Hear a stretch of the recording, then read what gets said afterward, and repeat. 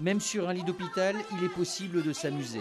Chaque mercredi matin, Dring et Hippolyte en apportent la preuve dans le service de neurochirurgie pédiatrique de l'hôpital Salengro à Lille. 2 heures durant, ces clowns de l'espoir dépensent leur énergie sans compter pour faire oublier la maladie aux enfants. Quand ils sont là, il faut rire et puis quand ça donne de bonne humeur. Au programme lecture, jeu, chant, en fait tout est matière à improvisation. L'enfant est l'acteur principal de ces moments de distraction, mais les parents et les personnels soignants profitent eux aussi de cette dose hebdomadaire de rire thérapeutique.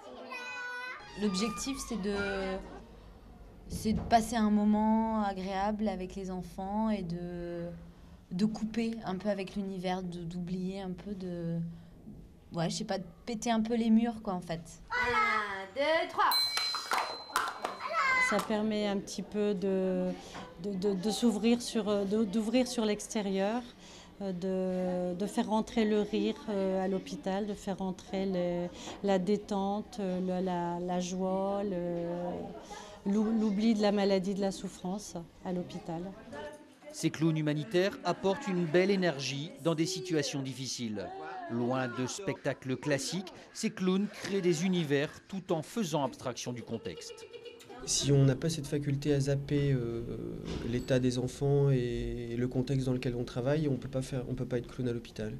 Parce que sinon on rentre trop dans l'émotion et trop dans l'affect et on n'est pas bon.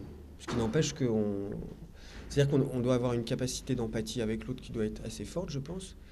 Mais il faut savoir aussi se blinder par rapport à ce qu'on vit et ce qu'on voit.